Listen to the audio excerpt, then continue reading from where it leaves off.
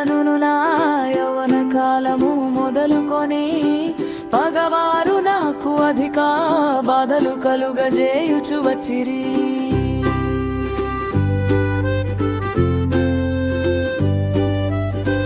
నా యవ్వన కాలము మొదలుకొని నాకు అధిక బాధలు కలుగజేయుచు వచ్చిరి. అయినను వారు నన్ను జయింపలేకపోయిరి.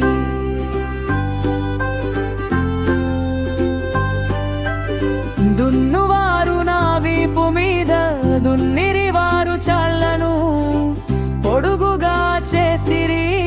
యెహోవా న్యాయవంతుడు, భక్తిహీనులు కట్టిన తాళ్ళు ఆయన తెంపి ఉన్నాడు.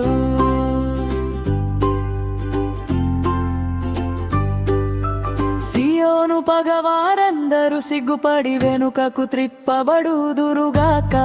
వారు ఇంటి మీద పెరుగు గట్టి వలెనుందురుగాక.